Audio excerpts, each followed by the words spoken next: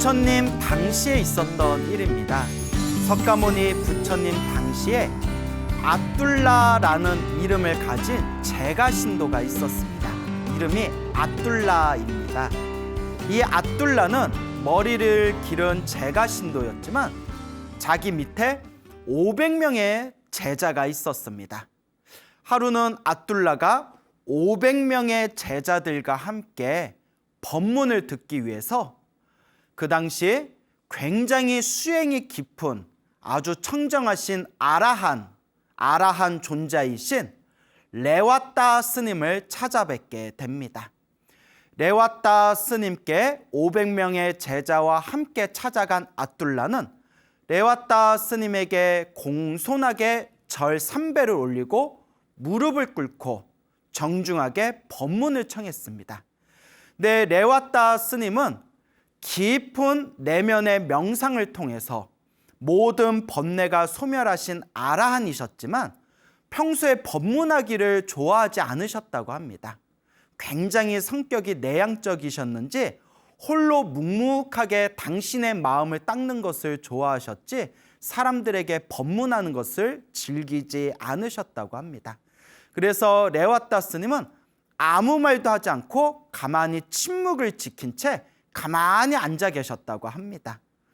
그 모습을 보고 아뚤라는 마음에서 화가 납니다. 아니, 우리들이 이렇게 일부러 찾아와서 인사를 드리고 법문을 청했는데 왜 한마디도 안 하시는가? 이래도 되겠는가? 하고 마음으로 굉장히 화가 났습니다.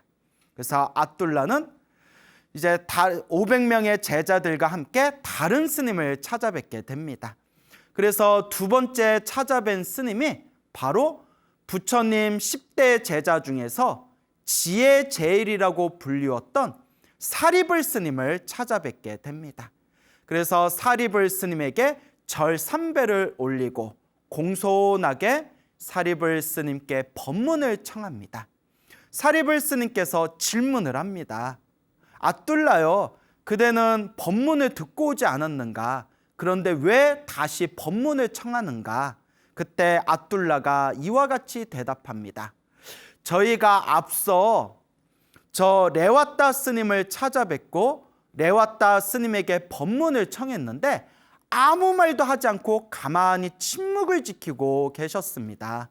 그래서 저희는 제대로 된 법문을 듣지 못했습니다. 그래서 스님께 저희가 다시 찾아온 겁니다. 지혜제일 사리불 존자시여, 저희들에게 불법을 설해 주십시오.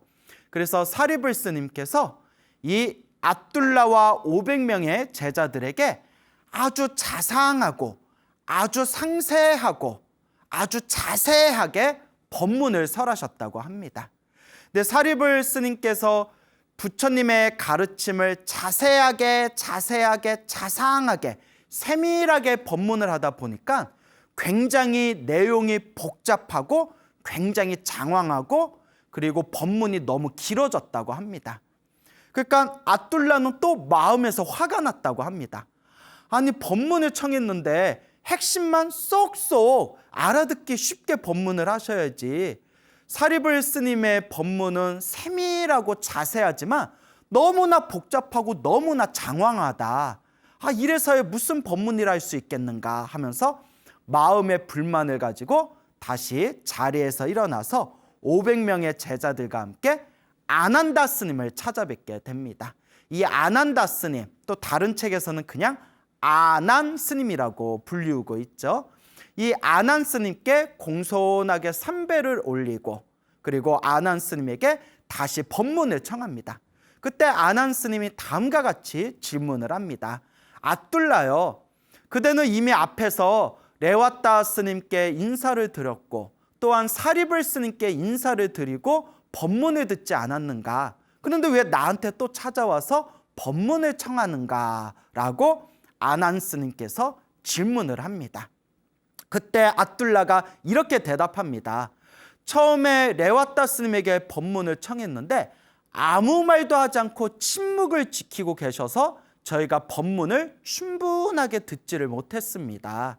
그리고 두 번째 사리불 스님에게 인사를 드렸는데 사리불 스님께 법문을 청했더니 자상하게 설법을 해주셨지만 너무나 복잡하고 너무나 세밀하고 너무나 장황해서 저희가 충분하게 법문을 이해하지 못했습니다.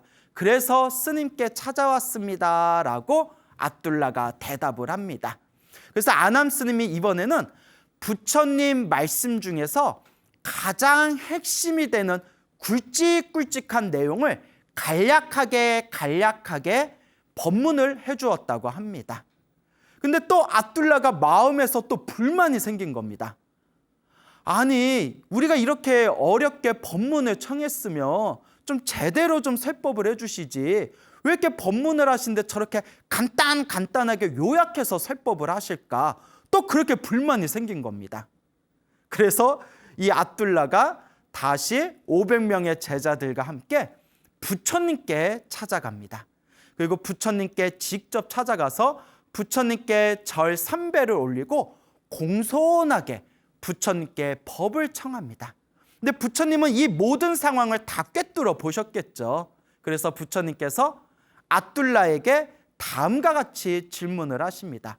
앗둘라요, 그대는 이미 앞에 3명의 청정한 아라한 스님들께 법문을 듣지 않았는가? 그런데 왜 나를 또 찾아와서 법문을 청하는가? 라고 부처님께서 모든 걸 알고 계시지만 짐짓 모르시는 척 앗둘라에게 질문을 던지십니다. 그때 앗둘라가 다음과 같이 대답합니다. 부처님이시여, 첫 번째 찾아갔던 레와따 스님은 가만히 침묵을 지키고 계셔서 저희가 충분하게 법문을 듣지 못했습니다.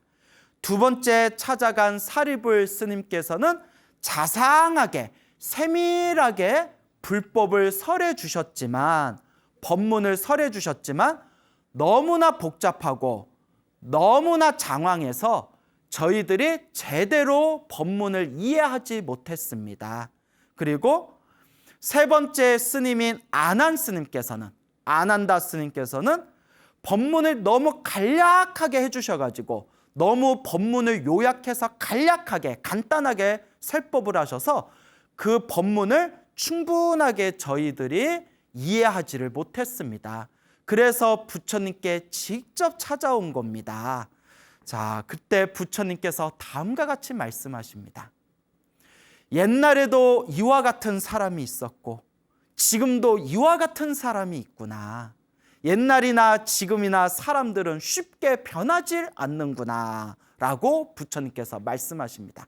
그래서 부처님께서 다음과 같이 계속 말씀을 하십니다. 이 세상의 사람들은 말이 없으면 말이 없다고 불만이고, 말을 많이 해주면 말을 많이 했다고 불만이고, 말을 또 간단히 해주면 말을 또 간단히 했다고 불만이다. 이와 같이 중생들은 이거나 저러거나 항상 비난과 칭찬을 그 구속에서 자유롭지가 못하구나. 그렇죠, 여러분. 말을 안 했더니 말을 안 했다고 불만이야. 또 말을 길게 해줬더니 말을 길게 해줬다고 불만이야. 또 말을 짧게 해줬더니 말을 또 짧게 해줬다고 불만이야. 그러면서 부처님께서 계속해서 다음과 같이 말씀하십니다.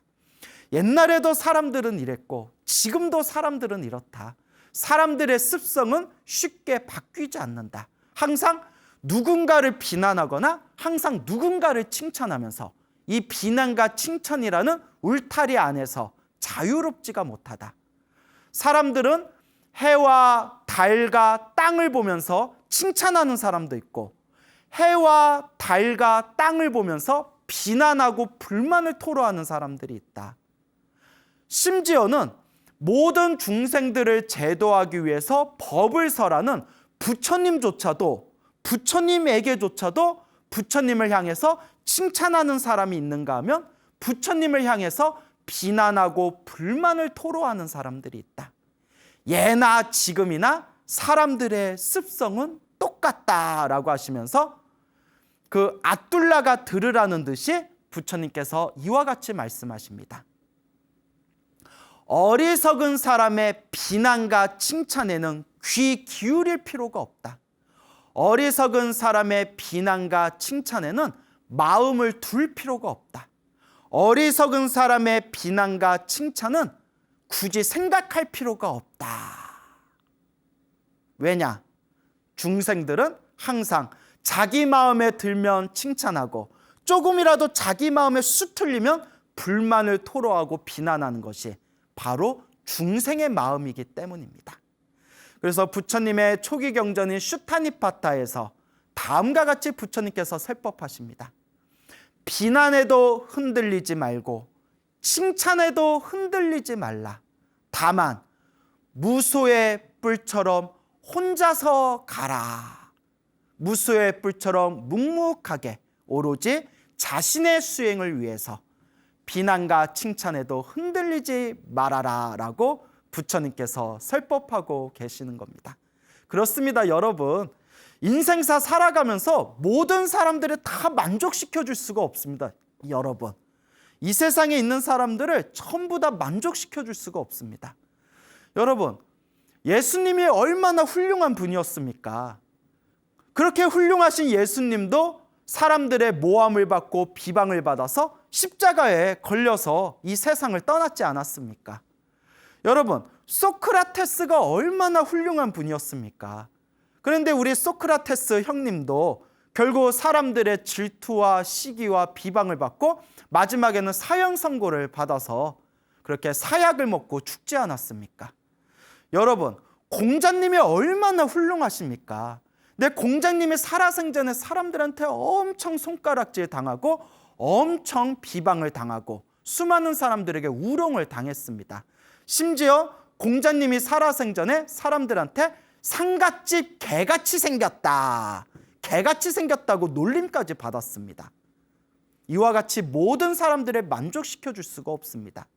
그래서 부처님께서도 앞에서 아둘라에게 법문을 하셨을 때 사람들은 예나 지금이나 똑같다. 비난을 하거나 칭찬을 하면서 심지어 중생들을 제도하기 위해서 법을 설하는 부처님한테도 비난하거나 칭찬하거나 항상 마음이 왔다 갔다 한다라고 부처님께서 딱 꼬집어서 말씀하신 겁니다. 그러니까 여러분, 너무 남의 말 귀 기울일 필요 없습니다. 너무 남의 말 귀 기울일 필요 없어요. 이러쿵 저러쿵 하는 사람한테 딱 한마디만 해주면 됩니다. 니나 잘해라. 니나 잘해라. 꼭 자기 것도 제대로 못 챙기는 사람들이 뭐가 어떻고 저 사람은 어떻고 저건 어떻고. 그래서 부처님께서는 다음과 같이 말씀하십니다. 어리석은 자의 비난과 칭찬에는 귀 기울일 필요가 없다. 단, 뒷부분에 내용 하나가 더 나오는데요. 단, 지혜로운 자의 비난과 칭찬은 항상 마음에 되새겨라. 지혜로운 분이 말씀하시는 그 말씀은 마음에 되새겨라. 하지만 지혜롭지 못한 어리석은 자의 비난과 어리석은 자의 칭찬은 귀 기울일 필요가 없다.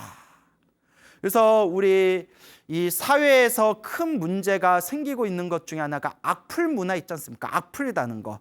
여러분, 악플은 굳이 볼 필요도 없고 악플은 그냥 무시하세요. 왜냐? 악플 다는 사람 치고 제대로 된 사람은 없습니다. 심지어 어느 정신상담 심리학 그 교수님은 악플을 주기적으로 다는 악플 중독자들은 그냥 정신병자다라고 생각하면 된다라고까지 이야기합니다. 정신이 제대로 박힌 사람이라면 누군가에 대해서 그렇게 험한 말을 쏟아내거나 누군가의 부모님에 대해서 험한 말을 하거나 누군가를 그렇게 모욕적으로 깎아내리는 짓을 하지는 않겠죠. 어리석은 자들의 말은 귀 기울일 필요가 없습니다. 오히려 저는 그런 분들을 보면 너무나 안타깝습니다. 왜냐? 악플을 다는 사람도 누군가에 대해서 옳지 못한 비방과 비난을 하는 그 사람도 언젠가는 그 업을, 그 무서운 업보를 자기가 받을 수밖에 없기 때문입니다. 하지만 사람들은 모르죠. 내가 지은 업을 내가 받는다라는 걸 100% 확신한다면 이 세상 사람들은 다들 착하게 살겠죠. 하지만 모릅니다. 사람들은 너무나 어리석고 사람들은 번뇌와 망상이 많기 때문에 사람들은 이 인과의 법칙, 이 인연법의 법칙에 대해서 바르게 믿고 바르게 이해하지를 못하고 있습니다. 그래서 나쁜 짓도 이 나쁜 짓이 언젠가 나한테 불행으로 다가올 것이라는 것을 모르고 지금 자신의 욕망과 자신의 탐욕과 자신의 성냄 어리석음에 인해서 몸과 말과 생각으로 끊임없이 악업을 짓고 있습니다. 그래서 올바르게 부처님의 가르침을 닦는 불자님들은 당연히 안 하시겠지만, 당연히 안 하셔서 걱정도 없지만 절대 남에 대해서 악플도 달지 마시고 남에 대해서 나쁜 말은 하지 마십시오. 남에 대해서 건전한 비판은 할 수 있어도 남에게 욕설을 한다거나 남의 가슴에 못이 박히는 그런 언행을 한다거나 다른 사람의 그 정확하게 증거가 없는 이야기를 지어내서 사람들에게 퍼뜨려서는 안 됩니다. 만약 그와 같이 입으로 무서운 업보를 짓는다면 나중에 그 무서운 업보를 자기 자신이 받을 수밖에 없습니다. 그래서 우리 불교 TV를 보고 계시는 우리 불자님들은 당연히 입으로 짓는 업을 조심하실 것이고 다른 사람들에 대해서 악플 같은 것을 달지 않으시겠지만 한편으로 이런 생각을 해봅니다. 정말 이런 내용, 이와 같은 부처님의 가르침을 배워야 되는 업장이 많은 중생들은 오히려 불교 TV를 보지 않고 열심히 수행하고 성근이 있고 복이 있는 사람들만 불교 TV를 보고 있으니 정말 이 중생 세상은 너무나 아이러니하고 너무나 모순이 가득하구나라는 그런 생각이 듭니다. 이와 같이 부처님께서 압둘라에게 따끔하게 말씀을 하신 겁니다. 말을 안 하면 말을 안 한다고 비난하고 자세하게 말을 해주면 자세하게 말을 해준다고 비난하고 짧게 말하면 짧게 말한다고 비난하고 예나 지금이나 중생들은 똑같구나. 어리석은 자들의 말은 귀 기울일 필요가 없도다. 저도 사람들에게 많이 강의를 하고 또 제가 사찰에서 불교대학 등을 운영해 보면서 이러한 상황들을 제가 뼈저리게 많이 느낍니다. 이 많은 스님들이 신도들 앞에서 이제 강의를 하실 때 뒤에서 이제 이런저런 이야기들이 들리지 않습니까? 그러면 스님이 자세하게 꼼꼼하게 가르쳐주면 너무 신도들이 굳이 알 필요 없는 내용까지 너무 자세하게 이야기한다. 이렇게 또 이야기하신 분이 있고 또 신도분들이 꼭 알아야 되는 부분만 굵직굵직하게 핵심만 요약해서 설명하면 우리가 일부러 시간 내가지고 강의 듣고 법문 듣고 있는데 너무 자세하게 이야기해 주지 않고 수박 겉핥기식으로 그냥 넘어간다. 또 이렇게 이야기하는 분이 있고 또 신도들한테 부처님의 가르침을 학문적으로 깊이 가르쳐주면 너무 어려워서 못 듣겠다. 부처님 가르침을 쉽게 설명하고 전달해야지 왜 저렇게 어렵게 설명하냐. 또 이렇게 불만을 이야기하고 또 신도들한테 쉽게 재미난 이야기 위주로 전달해 드리면 저 스님 법문은 너무 가볍고 실없다. 우리의 수준을 너무 낮게 보나? 저 스님은 평생 공부하신 분이 왜 저렇게 수준 낮은 법문만 하지? 이렇게 또 불만을 이야기합니다. 아니 어쩌라고 여러분 이거 어떻게 해야 되겠습니까? 이미 이런 상황이 2600년 전에도 있었나 봅니다.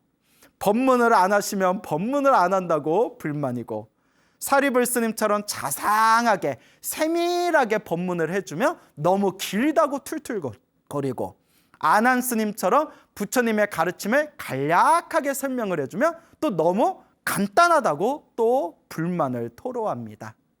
이게 바로 중생의 습성입니다. 불교를 공부하시는 불자님들은 먼저 내 마음부터 닦아야 됩니다. 스님들 중에서도 화술이 아주 뛰어나신 분도 있고 스님들 중에서도 조금 화술이 부족하신 분들이 있는 것도 사실입니다. 어떤 스님은 굉장히 재밌고 발랄하게 강의하시는 분도 있고 또 어떤 스님께서는 묵직하고 무겁고 장중하게 또 법문하시는 분도 있습니다. 각자의 인연이 있고 각자의 특징이 있는 겁니다. 다만 나와 인연이 있는 법문, 나와 성향이 비슷한 그런 스님의 법문을 찾아서 들으시면 됩니다. 굳이 누가 더 낫다, 누가 더 못나다, 굳이 우리 중생들 입장에서 따질 필요가 없습니다. 오히려 자칫 누구 법문은 좋고 누구 법문은 못하다, 누구 강의는 좋고 누구 강의는 못하다, 오히려 그러한 마음이 지독한 아집, 지독한 아상, 지독한 자기의 분별심일 수가 있습니다. 단 여러분들에게 꼭 당부드리고 싶은 것은 어느 스님의 법문을 듣건 어느 스님의 강의를 듣건 제가 꼭 당부드리고 싶은 것은 반드시 부처님의 경전에 근거를 두고 법문하고 강의하시는 분들의 가르침을 가까이 하라 말씀드리고 싶습니다. 지금은 말법 시대입니다. 부처님의 경전에도 말법 시대에 대해서 이미 예언을 해 놓았지만 부처님의 법이 점점 쇠퇴하는 시대가 이 말법 시대입니다. 그리고 말법 시대의 특징 중에 하나가 우리 중생들의 믿음도 약해지고 중생들의 지혜도 점점 흐리멍텅해지지만 이 말법 시대의 가장 큰 문제가 가짜 수행자, 가짜 도인들이 많이 나타난다고 합니다. 가짜 도인들이 나타나서 가짜 가르침으로 사람들을 현혹시킨다고 합니다. 이게 바로 말법 시대의 한계입니다.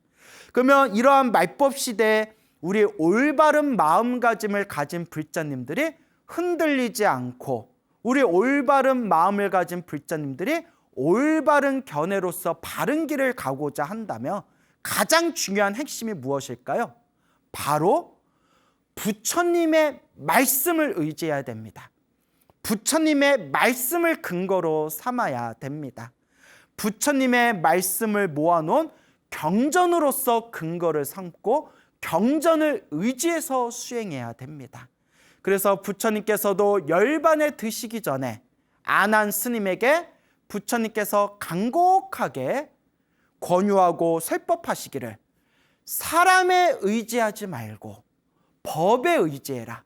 사람에 의지하지 말고 가르침에 의지해라 라고 부처님께서 간곡하게 말씀하신 겁니다. 그래서 우리 바른 마음으로 바른 길을 걷고자 하는 우리 불자님들께서는 요 광우 스님 말조차도 믿지 말고, 이건 진심입니다, 여러분. 광우 스님 말조차도 믿지 말고 오로지 부처님의 말씀, 부처님의 경전을 의지하고 수행하는 불자가 되셨으면 좋겠습니다. 그래서 항상 부처님의 가르침을 공부하고 부처님의 말씀을 근거로 삼으면서 이 마음 공부를 잘 닦아 나아가신다면 반드시 여러분들의 마음 창고에 복과 선업과 공덕이 무럭무럭 자라나게 될 것입니다. 이 신도들도 스님들의 법문을 들을 때 각자 자기의 인연법이 있습니다, 여러분. 예를 들어서 누구는 광우 스님의 법문이 별로 대단한 것 같지도 않고 재미도 없는데, 어떤 분은 스님, 저는 수많은 스님들 법문을 들어봤지만 광우 스님 법문이 가장 마음에 와닿았어요. 너무나 고맙고 감사합니다 라는 분들도 계실 것이고, 어떤 분에게는 요 광우 스님의 소나무 법문이 세상에서 제일 재밌는 법문이고 강의인 것처럼 느껴지겠지만, 또 어떤 불자의 눈에서 봤을 때는 아유, 광우 스님 소나무가 워낙 유명하다고 해서 찾아봤더니 순 기복신앙만 얘기하고 되게 수준이 좀 떨어지는 법문만 하는구나, 이렇게 생각하시는 분들도 계실 겁니다. 근데 아무 상관없습니다. 왜냐? 부처님께서도 중생들에게 중생들 수준에 맞춰서 법을 설하셨고, 또한 중생들도 불자들도 이 스님의 가르침, 부처님의 가르침을 받들면서 나아갈 때 각자 자기들이 처한 업력에 의해서, 각자 타고난 자기들의 성향에 의해서 자기들한테 맞는 법문이 다 따로 있기 때문입니다. 그래서 여러분들에게 재미난 이야기를 하나 들려드릴까 합니다. 부처님 당시에 어느 왕이 있었습니다. 그리고 이 왕에게 왕비가 있었습니다. 왕은 굉장히 불심이 깊었습니다.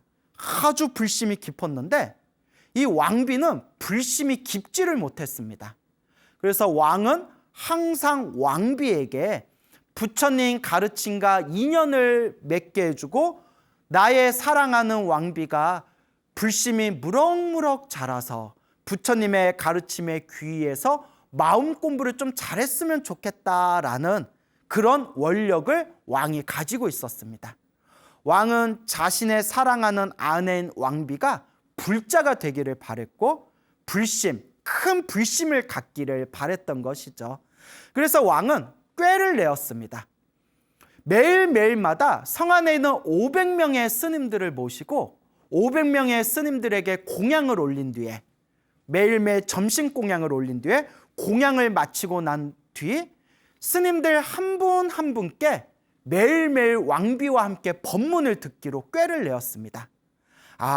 우리 성 안에 500명의 스님들을 궁전으로 초대해서 매일매일 사시공양을 올리고 점심공양을 올리고 공양을 마치고 난 뒤에 왕비와 함께 매일매일 500명의 스님들께 한 분 한 분 법문을 듣다 보면 우리 왕비도 마음의 지혜가 열릴 것이다. 그리고 불심이 아주 큰 불심을 가진 불자가 될 것이다 라고 꾀를 내었던 거죠. 그래서 500명의 스님들, 500명의 비구 스님들을 궁전으로 모시고 매일매일 점심 공양을 올립니다. 그리고 공양을 다 마치고 난 뒤에 500명의 스님들 중에서 큰 스님 순서대로 이제 500명의 스님들 중에서 가장 덕이 높고 가장 먼저 출가하신 큰 스님들 순서로 매일매일 법문을 들었습니다. 왕은 이제 왕비와 함께 법문을 듣게 됐는데 큰 스님들이 법문을 하고 500명의 스님들이 매일매일 한 분씩 법문을 하셨는데도 왕비는 전혀 불교에 관심이 없는 겁니다. 그냥 자기가 좋아하는 왕이 스님들께 공양 올리고 같이 법문을 듣자 해가지고 그저 법문을 들었을 뿐이지 마음에 전혀 불심이 자란다거나 혹은 스님들의 법문을 듣고 마음의 지혜가 열린다든가 전혀 이런 영향이 없었던 겁니다. 그렇게 시간이 지나서 499명의 스님들이 법문을 했는데도 왕비는 전혀 마음에 불심이 자라지를 않았습니다. 그때 마지막 500번째 스님이 계셨는데 마지막 500번째 스님이 가장 나이가 어리고 가장 나이가 젊은 출가한 지 얼마 안 된 초보 스님이었습니다. 그래서 왕은 끝났구나. 500명의 스님들에게 매일매일 공양을 올리고 매일매일 법문을 들었는데도 저렇게 큰 스님들의 훌륭한 법문을 들었는데도 우리 왕비가 마음이 열리지를 않았는데 저 나이 어리고 젊은 스님이 법문을 한다고 한들 우리 왕비가 과연 마음이 열리겠느냐, 과연 불심이 자라나겠느냐라고 왕이 시리에 빠집니다. 어쨌거나 계획대로 이제 500분의 스님들을 모시고 공양을 올린 뒤에 마지막 500번째 가장 나이가 어리고 가장 젊은 이 초보 비구 스님에게 법문을 청합니다. 그때 이 나이 어린 젊은 스님이 딱 몇 마디 법문을 하자마자 왕비가 그 자리에서 마음이 환해지면서 그 자리에서 깨달음을 얻었다고 합니다. 왕도 기쁘고 왕비도 기뻐하고 왕비가 왕이시여 제가 이렇게 훌륭한 부처님의 가르침을 아직까지 이해하지 못하다가 이제야 마음에 와닿았습니다. 부처님의 이 위대한 가르침을 만나게 해주셔서 왕이시여 너무나 고맙습니다 하고 이 왕비의 마음에 엄청난 불심이 자라나게 되었고 마음에 깨달음을 얻게 됩니다. 그러니까 큰 스님들도 다들 놀란 거예요. 큰 스님들조차도 아니 우리같이 수십 년을 수행하고 수십 년을 공부한 우리들도 아무리 법문해도 저 왕비의 마음을 열게끔 하지 못했는데 저 출가한 지 얼마 안 된 저 나이 어린 스님은 도대체 어떤 재주가 있길래 저 왕비의 마음을 저렇게 활짝 불심이 열리게끔 만든 것인가.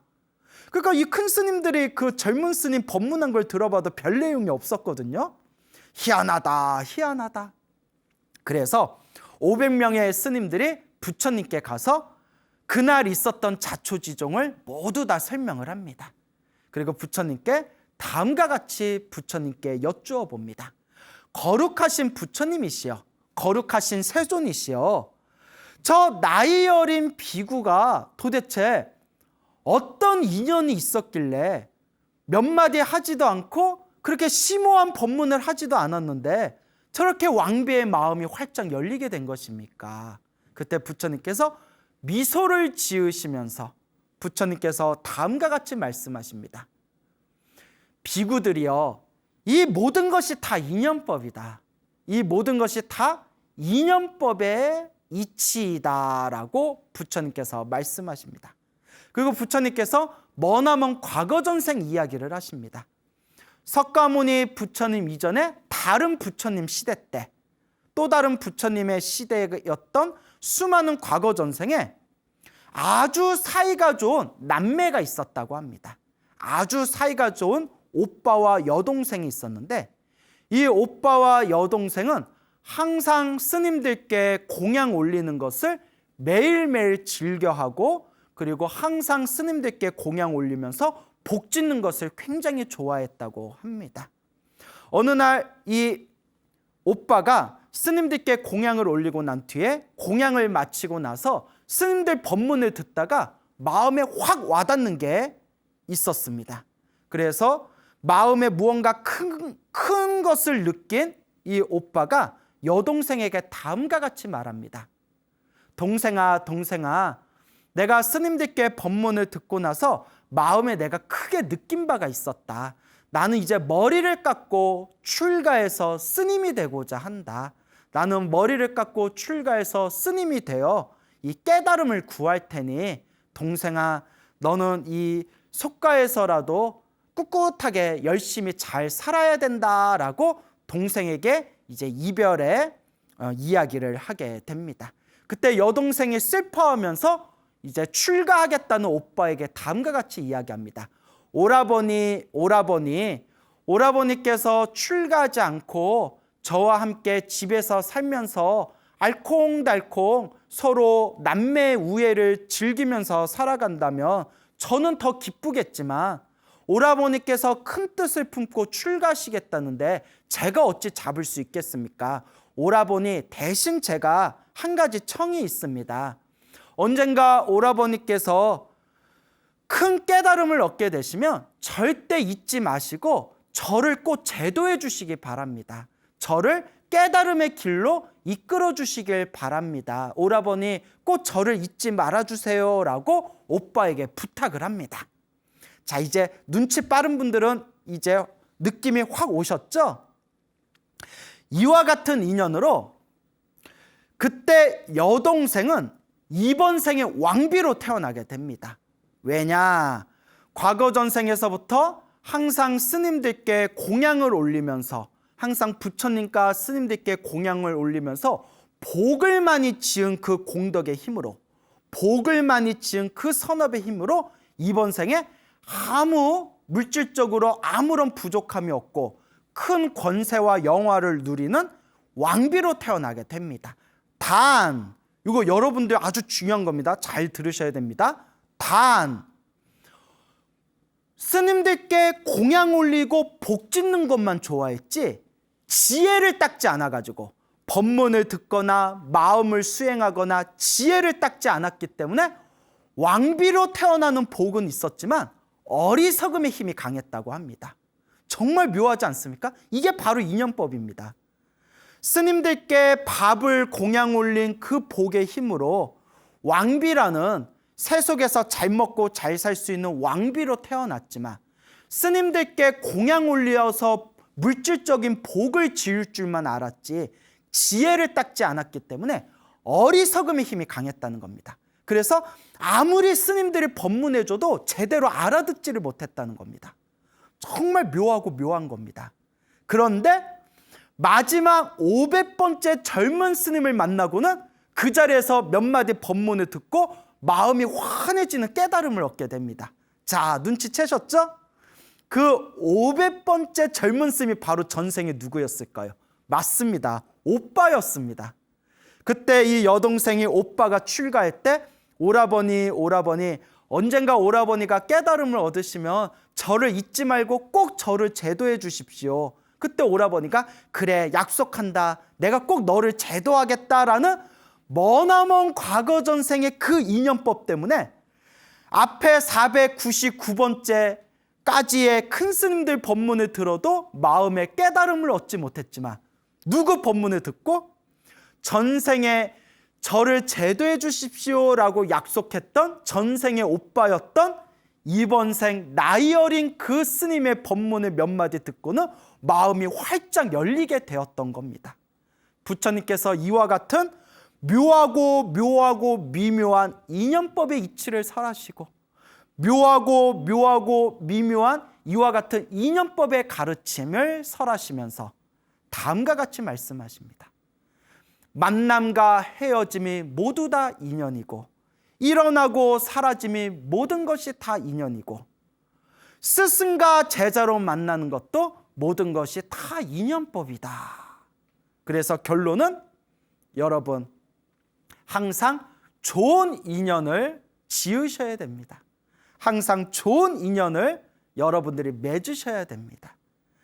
이 여동생이었던 왕비와 오빠였던 그 젊은 스님이 머나먼 과거 전생의 우애가 좋았고 오라버니 스님이 되시거든 깨달음을 얻어 저를 제도해 주십시오라는 좋은 인연의 약속을 했기 때문에 이번 생에 이와 같이 좋은 스승과 제자의 인연으로 만날 수 있었던 겁니다. 근데 여러분 말을 살짝 비틀어서 만약에 오빠하고 여동생하고 사이가 엄청 안 좋아요. 야 얼굴도 못생긴 게 왜 이렇게 오빠 말을 안 들어? 허이고 지는 잘생겼나? 어디서 삿대질이야? 뭐 이러면서 서로 이제 싸우는 관계였는데 만약에 오빠가 머리를 깎고 출가한다. 동생아 나 머리 깎고 출가할 거니까 제발 정신 차리고 잘 좀 살아라. 너 그따구로 살아서 어디 시집이나 가겠냐? 오빠가 이렇게 악담을 했는데 근데 여동생이 어이구 네가 머리 깎고 출가해서 스님 돼봤자 얼마나 수행 잘 되나 보자. 너 스님 되어서 출가해서 수행할 때마다 내가 네 앞에 나타나서 너 수행 못하게 내가 아주 못살게 굴 거다. 이렇게 서로 악담을 지어서 나쁜 인연을 맺었다고 해봅시다. 이번 생에 여동생이 여자로 태어나고 그 오빠가 스님으로 태어났을 때 서로 우연이라도 길 가다 마주쳤으면 좋은 업으로서 펼쳐졌을까요? 나쁜 인연이 되어 나쁜 업으로 펼쳐졌을까요? 정말 알래야 알 수 없는 게 바로 인연법의 이치입니다. 그래서 여러분 어쩌면 여러분들을 지금 가장 여러분들을 기쁘고 행복하게 해주는 사람이 어쩌면 여러분들 머나먼 과거 전생에 좋은 인연, 좋은 씨앗을 심었기 때문에 지금 만난 은혜로운 존재일 수가 있습니다. 만약에 지금 여러분 옆에서 속을 박박 끓고 여러분의 힘들고 괴롭고 답답하게 하는 그런 사람이 있다면 여러분들이 머나먼 과거 전생에 지었던 여러분들이 심어놓은 나쁜 인연의 씨앗일 수가 있습니다. 정말 이 부처님의 인연법은 중생의 생각으로는 다 헤아릴 수가 없습니다. 그러면 여러분 지금 이 순간에는 우리는 과연 어떤 인연을 지어야 될까요?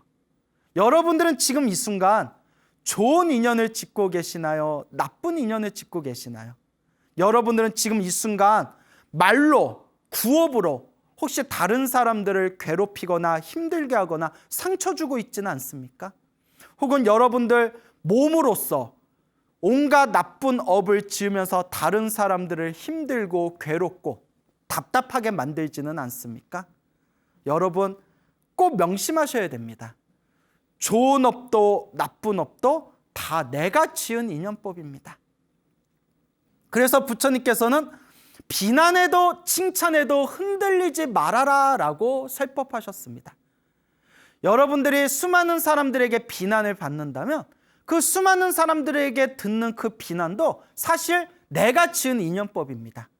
내가 수많은 사람들에게 칭찬을 받는다면 수많은 사람들에게 사랑받고 칭찬받는 그것도 결국 내가 지은 인연법입니다. 다만 부처님께서는 비난도 집착하지 말고 칭찬에도 집착하지 말고 어리석은 자의 비난과 칭찬에는 귀 기울일 필요도 없이 오로지 묵묵하게 자신만의 수행의 길을 가라고 부처님께서 누누이 말씀하셨습니다. 이런 이야기를 하다 보니까 저는 전생에 복을 많이 지었나 봅니다. 정말 지금 이 순간에도 수많은 불자님들에게 정말 제가 분에 넘쳐서 다 갚지도 못할 사랑과 존경과 애정을 받고 있습니다. 수많은 사람들에게 많은 칭찬을 받고 있습니다. 물론 뒤에서 좀 안 좋은 소리도 들립니다. 뭐 광우 그놈이 뭐가 잘났다고 저렇게 뭐 이런 소리도 가끔 들리긴 합니다. 하지만 저를 아껴주시고 사랑해주시는 분들이 있어서 제가 더 힘이 나는 것 같습니다.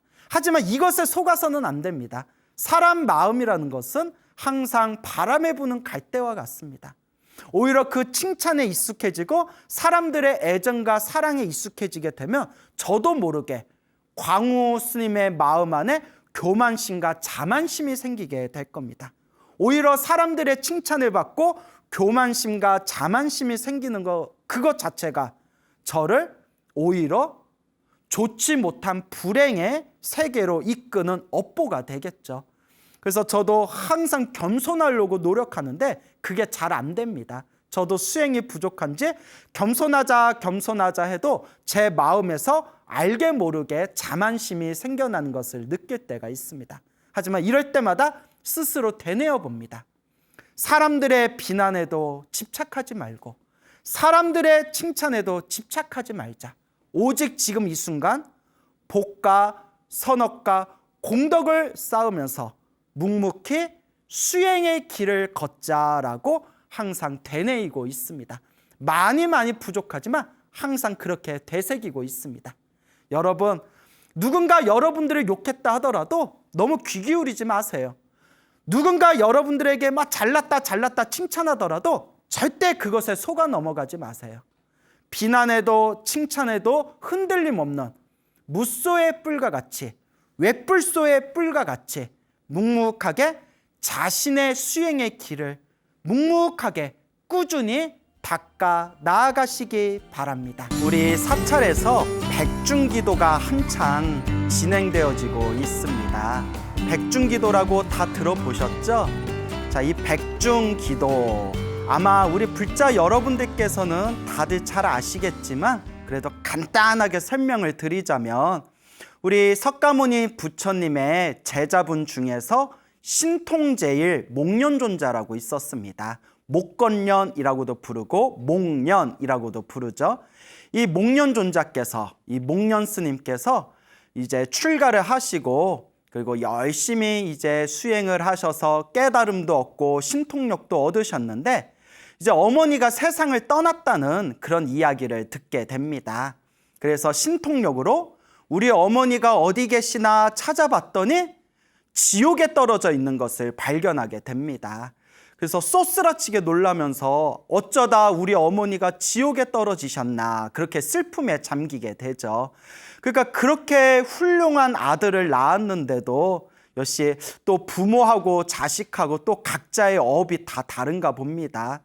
그래서 어머니는 이렇게 훌륭한 아들을 낳았는데 그만 지옥에 떨어져 버리고 지옥에 떨어질 정도로 못된 엄마의 밑에서 자라난 우리 목련 스님께서는 오히려 거룩한 성자 아라한이 되시고 그러니까 참 인생이란 알다가도 모를 일입니다. 그래서 어떻게 해야 우리 어머니를 지옥에서 꺼내올 수가 있을까? 어머니를 지옥에서 구제할 수가 있을까? 이제 목련 스님이 온갖 신통력을 다 써가지고 어머니를 지옥에서 이렇게 이제 제도하고자 하는데도 어머니의 업보가 너무나 두꺼워서 이 목련존자의 신통력으로는 어머니를 그 지옥에서 꺼내오지를 못하는 겁니다. 너무나 답답하고 슬프고 너무나 괴로운 나머지 석가모니 부처님께 간절하게 청을 올립니다. 석가모니 부처님, 부처님의 신통력으로 우리 어머니를 지옥에서 구제해 주십시오라고 했을 때 석가모니 부처님께서 하신 말씀이 신통의 힘으로는 저 지옥에 떨어진 그대 어머니를 구제하기가 힘들다. 그러면 어떻게 하면 되겠는가? 마땅히 하한 거 3개월 동안 열심히 수행하신 스님들을 이제 모셔놓고 해제일에, 하한 거 해제일에 이제 공양을 올리고, 그리고 스님들이 정성껏 염불하고 독경해 준다면 그 공덕의 힘으로 어머니가 지옥에서 구제되어질 것이다 라고 이렇게 이제 부처님께서 법을 설하십니다. 그래서 이 목련존자가 하한 거가 해제하고 그날에 여러 스님들께 이제 공양을 올리고 부탁을 드려서 그 대중 스님들의 위신력으로, 대중 스님들의 그 가피의 힘으로 지옥에 떨어진 목련존자의 어머니를 이제 지옥에서 구제할 수가 있었다라는 이야기가 지금까지 전해지면서 이렇게 우리의 불교에서는 백중기도를 굉장히 중요한 법회로서 우리가 전승하고 있습니다. 자, 그래서 지금 사찰에서도 이제 하한 거 해제가 어느덧 코앞에 점점 다가오고 있지 않습니까? 그래서 아마 한창 지금 백중기도가 진행이 되고 있을 것이고, 하한 거 해제일에 그 당일날에 이제 백중기도 회양이 이루어지면서 우리 인연 있는 모든 영가들을 극락왕생할 수 있도록 스님들이 그렇게 이제 공덕을 짓는 날이 백중의 진정한 의미가 되겠죠. 그래서 지금 한창 백중기도가 진행되어지고 있어서 그냥 오늘은 가벼운 마음으로 그 전설의 고향 같은 그런 재미난 영가천도에 대한 이야기, 천도에 대한 옛 이야기를 몇 가지 이렇게 재미나게 버무려 가지고 오늘 여러분들께 소개할까 합니다. 그러니까 오늘 그냥 전설의 고향 보는 느낌으로 그냥 편안하게 옛날 이야기 듣듯이 그냥 편안하게 여러분들이 이제 들어주시면 되겠습니다. 그 영가천도와 관련된 수많은 이야기가 불교설화에 굉장히 많이 전해지고 있습니다.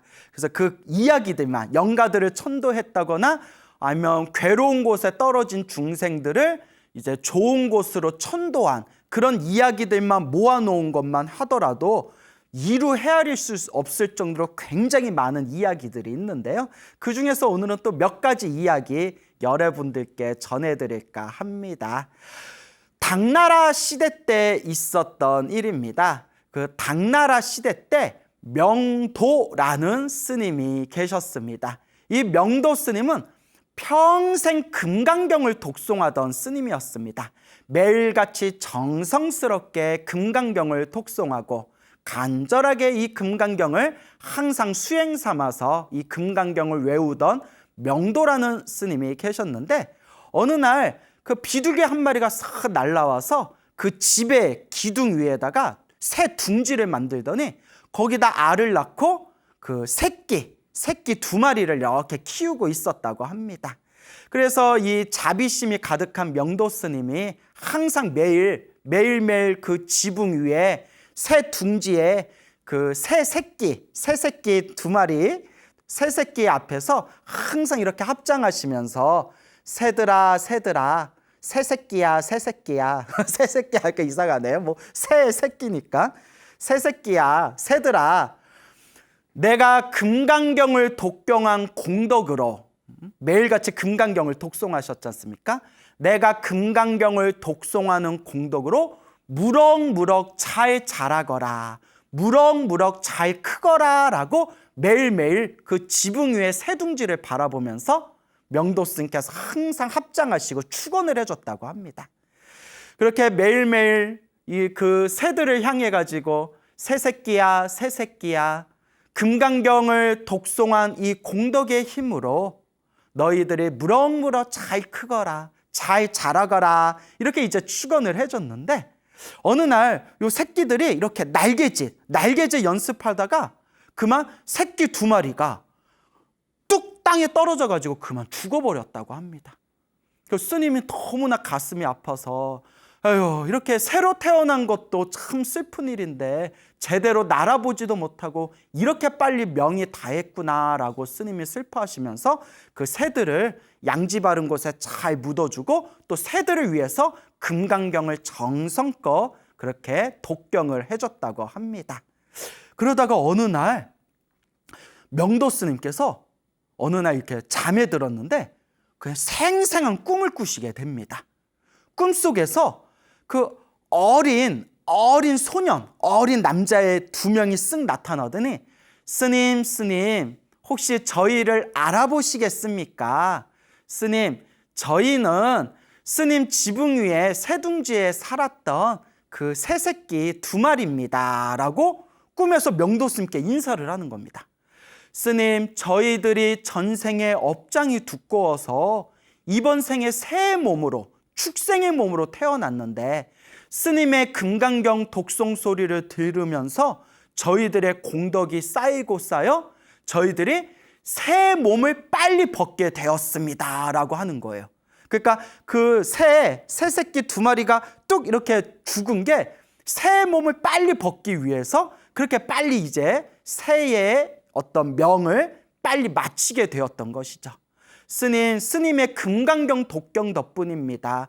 스님, 그래서 저희들은 여기에서 저 동쪽으로 한 10리길 정도 지나서 한 마을에 어디 마을에 저희들이 사람의 몸으로 이제 태어나게 되었습니다. 스님 너무 감사드립니다 하면서 그 어린 소년 두 명이 꿈에서 싹 사라지는 겁니다. 꿈에서 탁 깨고 나서 명도 스님이 신기하다, 참으로 신기하다. 그리고 꿈에서 그 소년이 가르쳐준 대로 여기서 동쪽으로 10리길 지나서 어디 집 그것을 이제 머릿속에 잘 기억해 놓고 있다가 몇 해가 지난 뒤에 혹시나 해서 그 마을을 스님께서 직접 찾아갑니다. 스님께서 이렇게 마을을 찾아가서 이렇게 두리번거리면서 집을 찾아보니까 아니나 다를까 어느 한 집에 쌍둥이 두 명이 애들이 이렇게 앉아 있는 겁니다. 그래서 혹시나 해가지고 이제 스님이 뒤에서 뭐라고 불렀냐면 얘들아 새새끼야 이렇게 불렀답니다. 새새끼야 하고 불렀더니 애들이 자기를 불렀다는 걸 딱 알아챘다는 듯이 싹 스님을 쳐다보면서 마치 오래전부터 알고 지냈던 것처럼 아이들이 한박 웃음을 지으면서 스님을 보며 즐거워했다라는 그런 이야기가 전해지고 있습니다.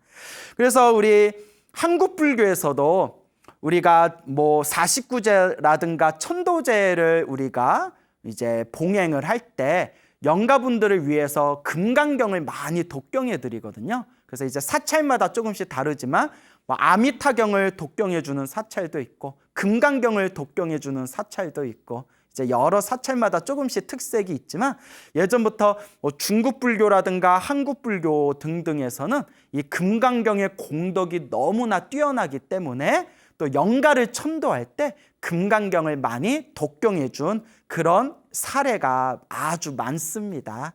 그래서 이와 같이 금강경 독경 소리를 옆에서 들은 그 공덕의 힘으로 이제 새 몸을 빨리 벗고 사람으로 태어난 그런 신비한 이야기가 지금까지 잘 전해지고 있습니다.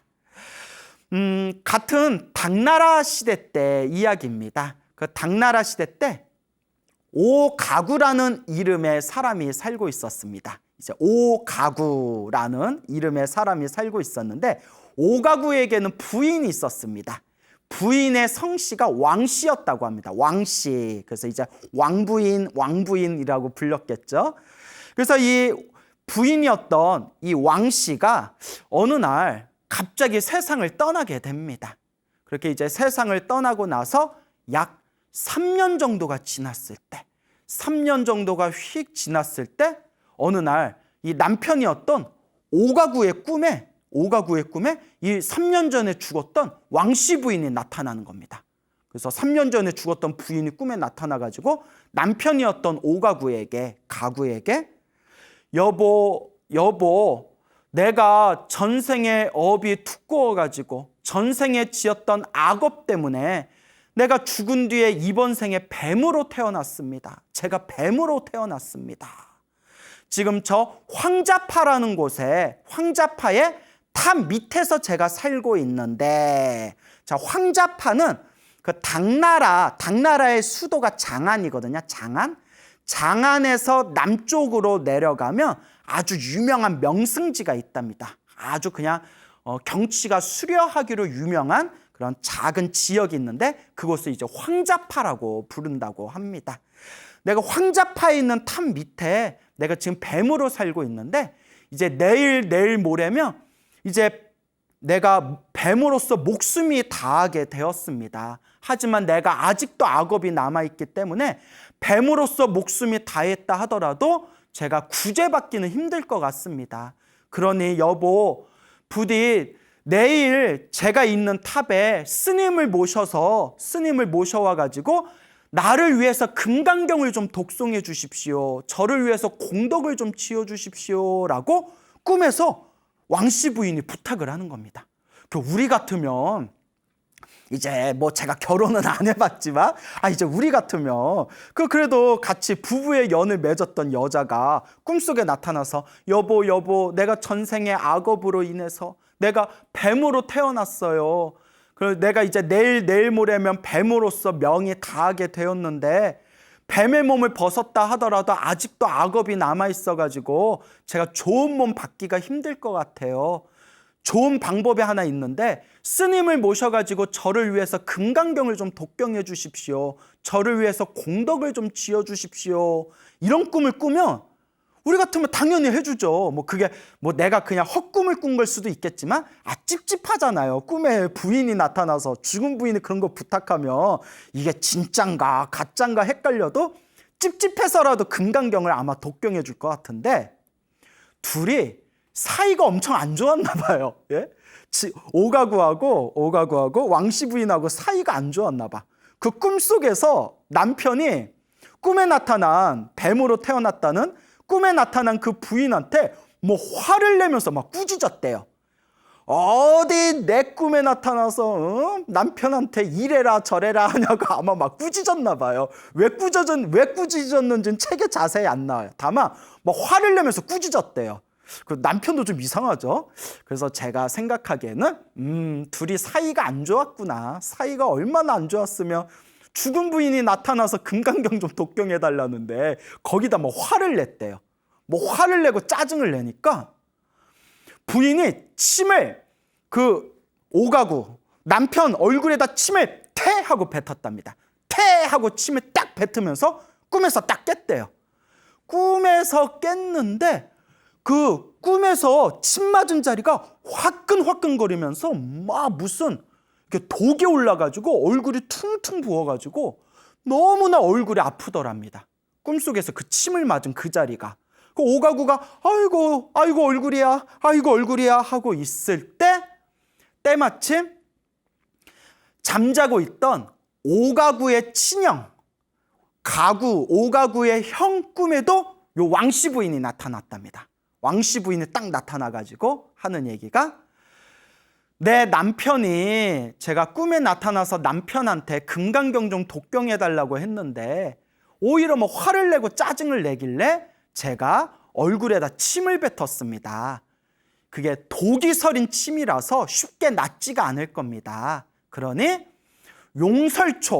용설초라는 풀을 얻어다가 그걸 잘 찧어가지고 얼굴에 바른다면 효험이 있을 겁니다 하고 이제 오가구 친형 꿈에 딱 나타나서 그 얘기를 전한 뒤에 이제 싹 사라지는 거예요.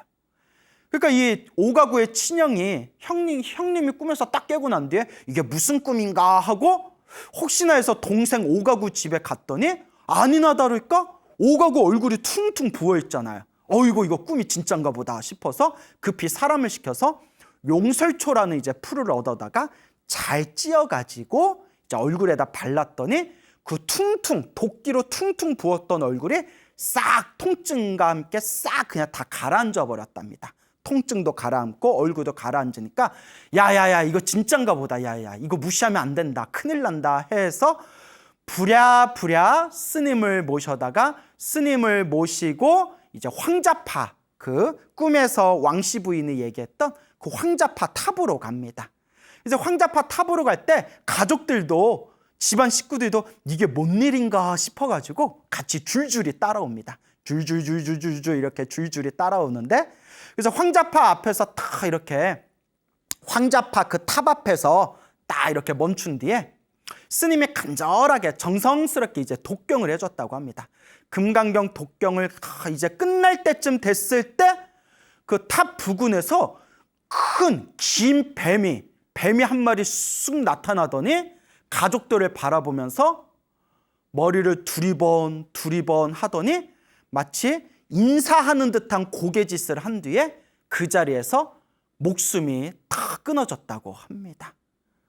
이 광경을 보고 나서 그 자리에 있던 오가구와 그 자리에 있던 가족들이 다들 놀라워하면서, 아, 이와 같이 불교에서 말하는 인과 업보가 분명히 있는 것이구나, 이와 같이 금강경 독송의 공덕이 참으로 뛰어나구나라는 것을 그 자리에서 다들 체험을 하고 난 뒤에 그 뒤로 오가구를 포함해서 오가구의 가족들이 모두 다 평생 동안 죽을 때까지 매일매일 금강경을 독송하면서 불법을 받들었다라는 이야기가 전해지고 있습니다.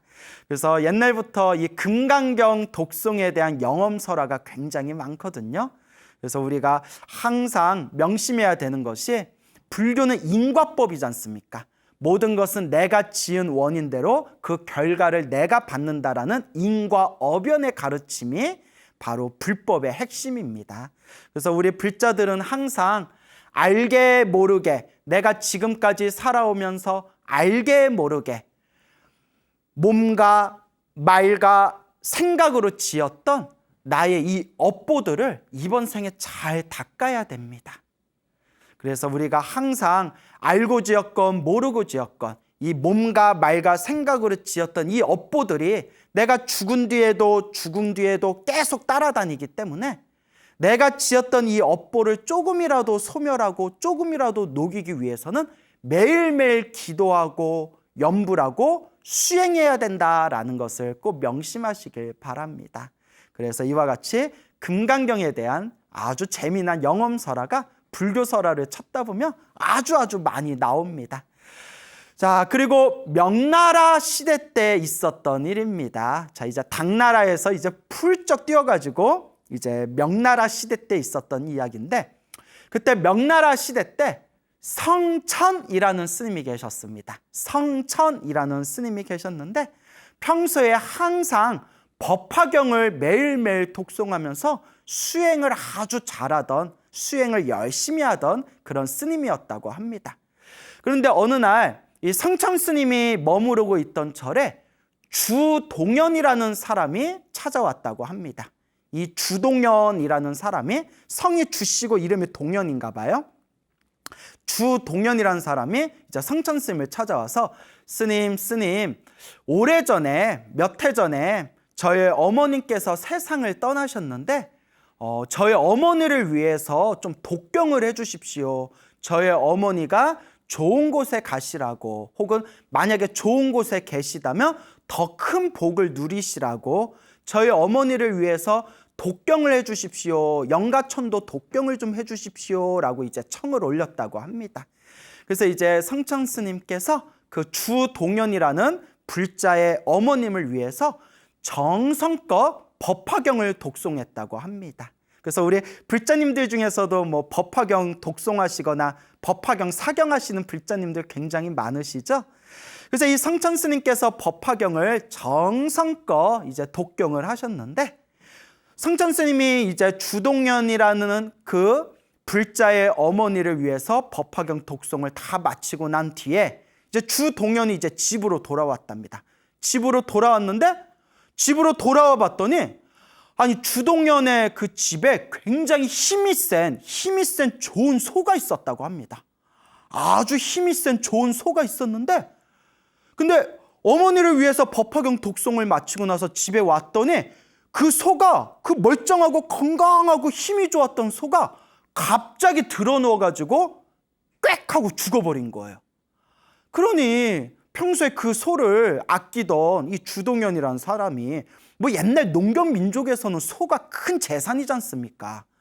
아니 어쩌다가 저 소가 갑자기 죽었나? 아직도 저렇게 건강하고 멀쩡하던 소가 왜 갑자기 죽었나?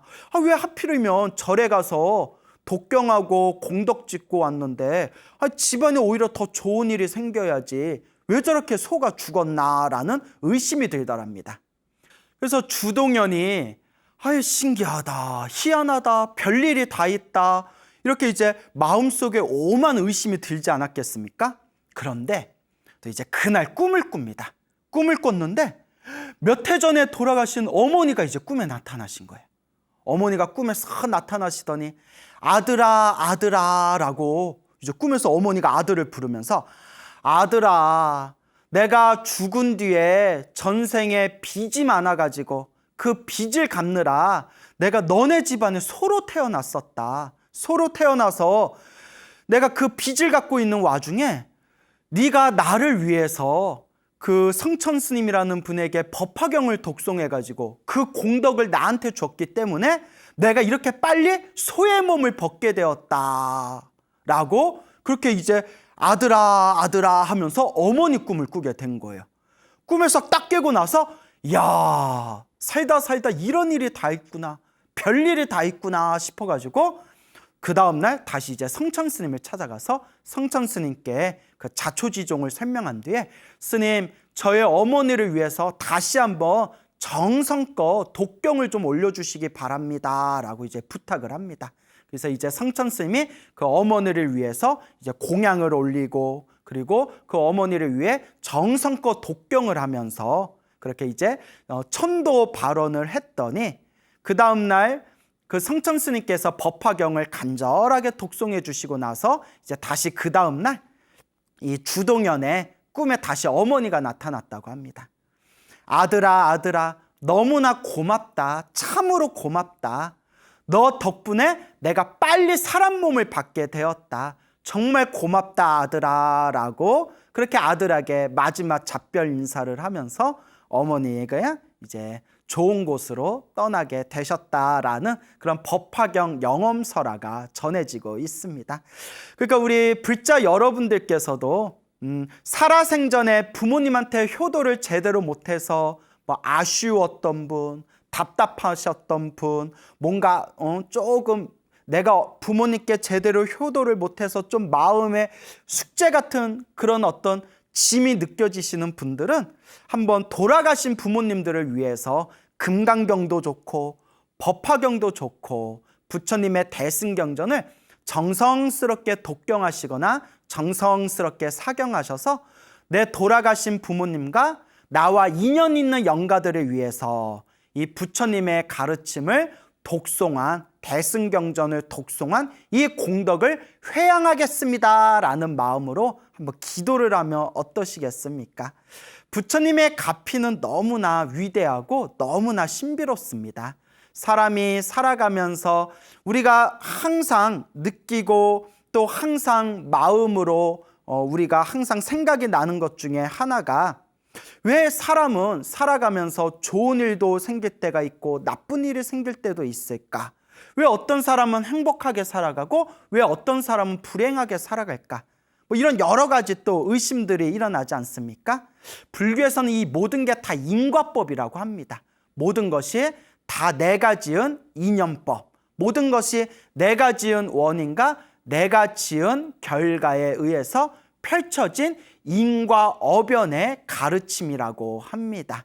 자, 그래서 이와 같은 관점에서 우리 불자 여러분들이 항상 명심하셔야 되는 게 우리 중생들은 살아가면서 알게 모르게 몸과 말과 생각으로 수많은 업들을 지었기 때문에 항상 우리가 명심해야 되는 것이 이번 생에 조금이라도 내가 지었던 나쁜 업이 있다면 그 업장을 소멸해야 되고 그리고 더 나아가서 끊임없이 조금이라도 복을 짓고 선업을 짓고 공덕을 쌓을 수 있도록 노력을 해야 됩니다. 항상 여러분들이 늘 이 소나무를 보면서 귀가 따갑도록 듣는 이야기가 있죠? 행복도 불행도 내가 지은 업이다. 모든 것이 다 내가 지은 인연법이다. 내 운명을 아름답게 바꾸기 위해서, 내 운명을 더 행복하게 바꾸기 위해서 항상 기도하고 그리고 항상 복을 짓고 항상 이 마음을 잘 써야 된다라는 것을 우리가 항상 명심해야 되겠습니다. 자, 그래서 우리 항상 불자님들께서는 늘 우리가 매일매일 기도를 해 나아가야 돼. 특히 지금처럼 특별한 백중기도 기간에는 나의 업장을 소멸하는 마음으로, 그리고 나와 인연 있는 영가들을 천도한다는 마음으로 기도에 더욱더 한번 집중해 보시기 바랍니다. 제가 지금 여러분들께 당나라 시대 때, 명나라 시대 때 그런 옛날 이야기들을 전해드렸는데, 이러한 비슷한 체험의 사례들이 지금 현대 이 순간에서도 펼쳐지고 있습니다. 그 어느 불자님께서 경험하신 이야기입니다. 그 어느 보살님이 계셨는데, 이 보살님께서 언젠가부터 꿈을 꿨는데 꿈자리가 항상 뒤숭숭하더랍니다. 자꾸 꿈에 막 흉악한 사람들이 나타나서 자꾸 꿈에서 자기를 괴롭히는 꿈도 꾸고, 막 꿈에서 죽은 사람들도 나타나고, 꿈에서 막 별의별 귀신들도 보이고, 그래서 항상 잠을 잘 때마다 잠자리가 굉장히 험악했다고 합니다. 그래서 그 잠을 자는 것 자체가 굉장히 스트레스였다고 해요. 그리고 희한하게 그 꿈자리가 뒤숭숭해지면서 그게 1년이 지나고 2년이 지나고 3년이 지나면서 몇 년 동안 거의 매일매일 꿈자리가 뒤숭숭한 것도 막 스트레스가 받는데, 언젠가부터 자꾸 집안에 안 좋은 일들이 생기더래요.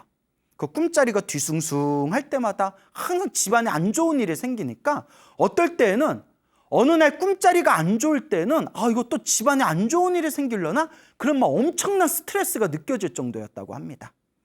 그래서 너무나 답답한 나머지 요 보살님께서, 요 불자님께서 우연히 굉장히 기도를 많이 하신 노스님을 만나 뵙게 됩니다.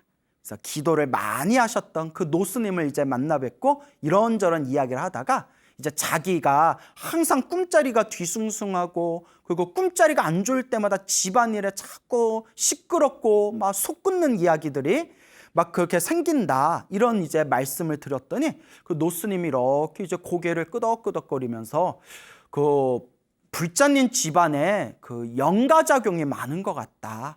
그 집안 조상 쪽에 그 안 좋게 돌아가신 그런 영가들이 좀 많은 것 같다. 그러니까 보살님, 그 지장경 기도를 좀 해보십시오 라고 하면서 매일매일 지장경을 독송하고 매일매일 시간 낼 때마다 지장보살 연부를 열심히 하라고 그렇게 이제 당부를 하셨다고 합니다. 그리고 요 이제 보살님이 또 이제 전생에 성근이 있었는지, 착한 뿌리가 있었는지, 그 노스님 말씀을 듣고 그날로 열심히 지장경을 독경하고, 그리고 시간이 날 때마다 항상 이렇게 지장보살 연부를 했대요. 근데 여러분, 이게 중요한 게 있어요. 제가 소나무를 통해서 여러 번 말씀을 드렸지만, 스님이 기도하라는 말 딱 듣고 열심히 기도하는 사람들은 정말 전생에 성근, 착한 뿌리가 있는 사람들입니다. 너무 업장이 두껍고 너무 업보가 두꺼운 사람들은 정말 기도를 해야 되는데도 기도를 안 해요. 그거 참 희한하죠? 기도를 안 합니다. 업이 두꺼운데 기도하기가 싫거나 기도에 대해서 믿음이 안 가거나, 그땐 그냥 묻지도 말고 따지도 말고 그냥 기도하기가 싫어요.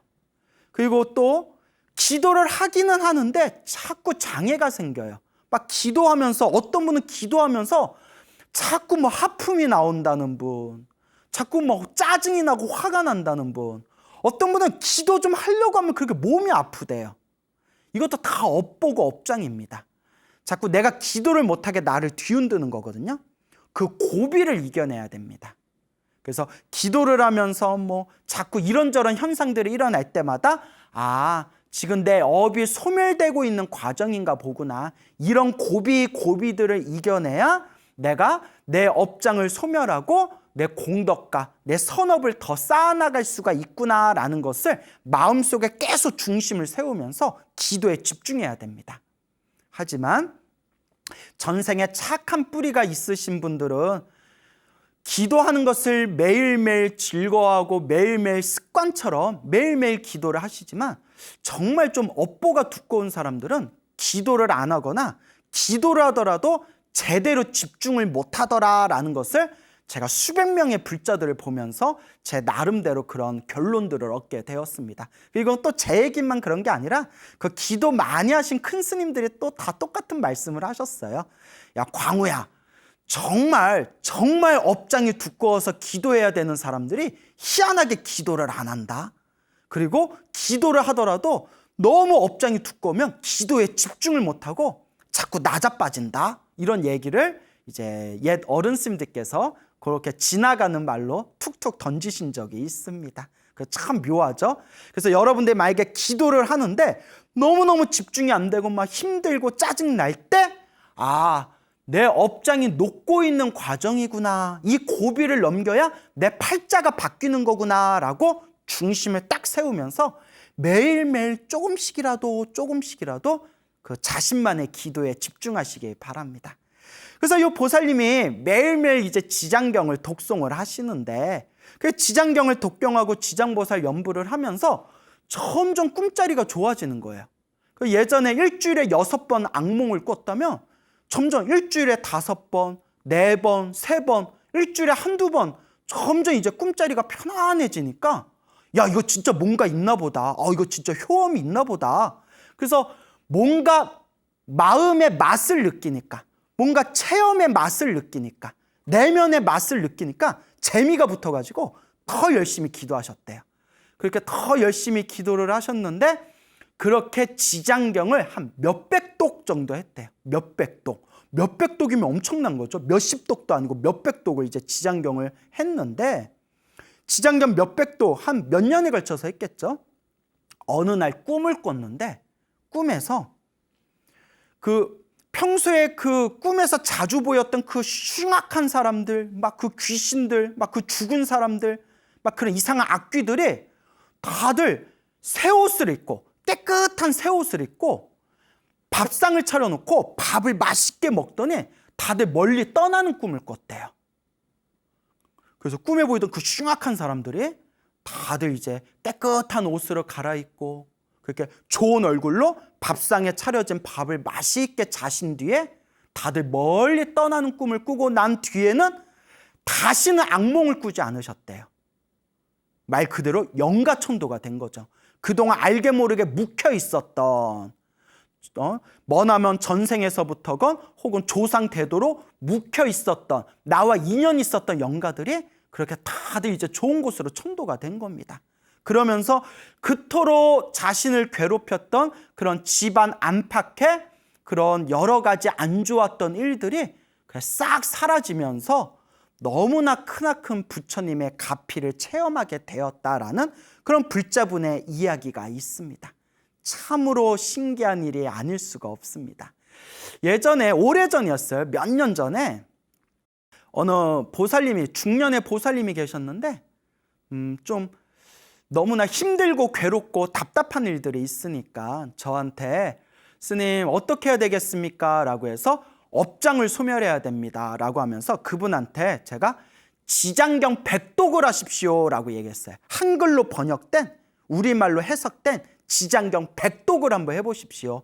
지장경 100독을 하면 무언가 우리 불자님의 에너지가 이렇게 바뀌게 될 겁니다 라고 했는데, 깜짝 놀라면서 스님 그걸 100독으로, 그걸 100번으로 어떻게 그걸 읽어요? 이러더라고요.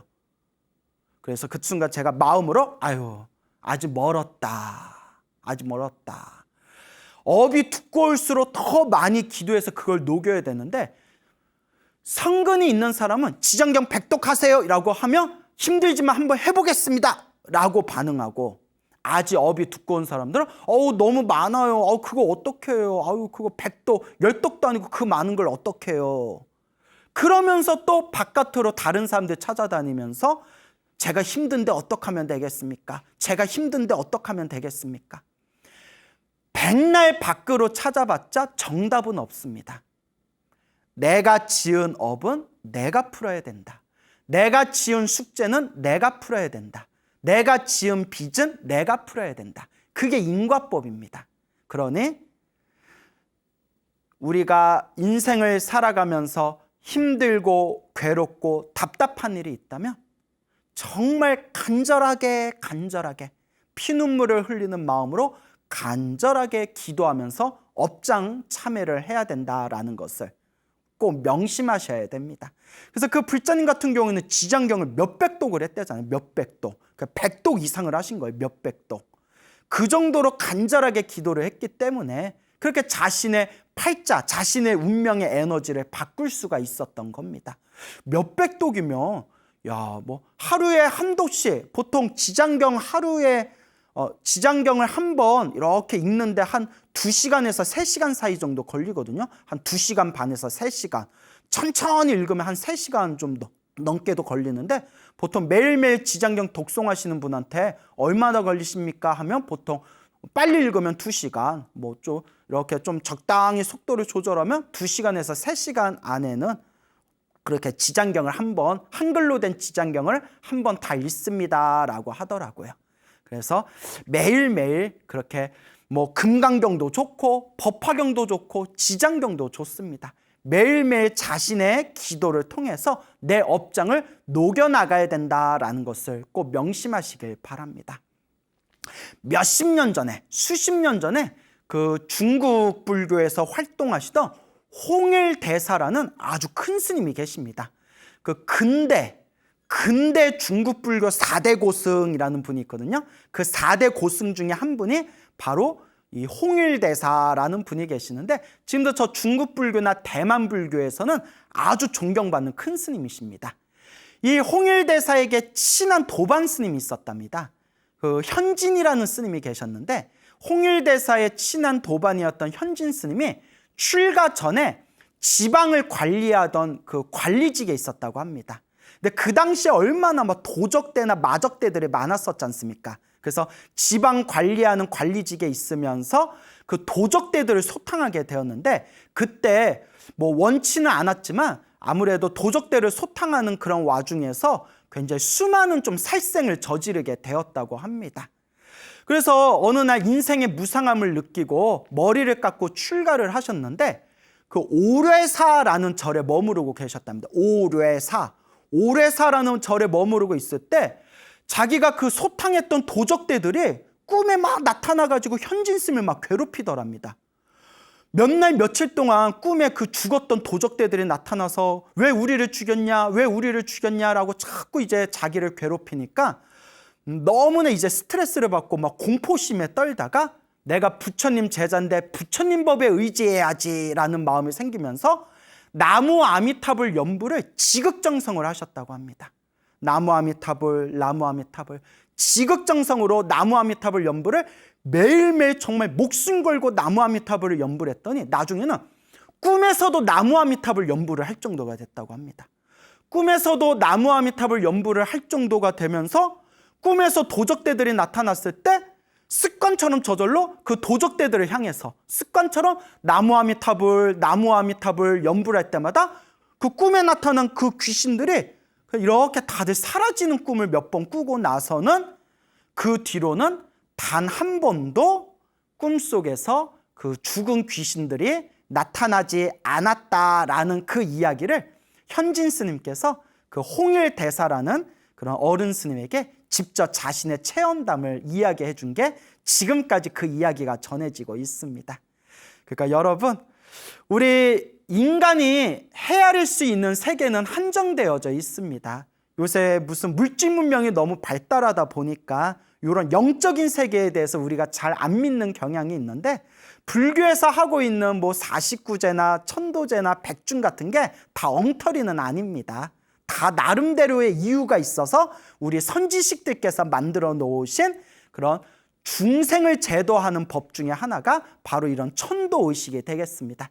네, 여러분, 49제 천도제를 지내고 백중기도를 지내는 것은 다 좋은 일이지만 49제 천도제를 밖으로 지내는 것보다 더 중요한 게 있습니다. 제가 항상 하는 이야기, 내가 기도를 해야 된다. 내가 내 스스로 기도를 해야 되고 내가 내 스스로 닦아야 진짜 효과를 보는 거지, 밖으로 이렇게 구슬 지내거나 밖으로 천도제를 백날 지내봤자 내가 내 자신을 닦지 않으면 더 이상 변화가 없다. 그러니 내가 지은 업은 내가 닦는다는 마음으로 내가 기도해야 된다라는 것을 꼭 명심하시길 바랍니다. 자, 백중 기도 동안 열심히 수행하셔가지고 여러분들 삶에 크나큰 행복의 열매가 가득히 열리기를 축원드리겠습니다. 여러분, 행복해지고 싶습니까? 행복한 삶을 창조하고 싶습니까? 복을 지으십시오. 선업을 지으십시오. 공덕을 쌓으십시오. 복과 선업과 공덕의 힘이 여러분들을 진정한 행복의 길로 이끌어 줄 것입니다. 오늘 여기서 마치겠습니다. 여러분 성불하십시오.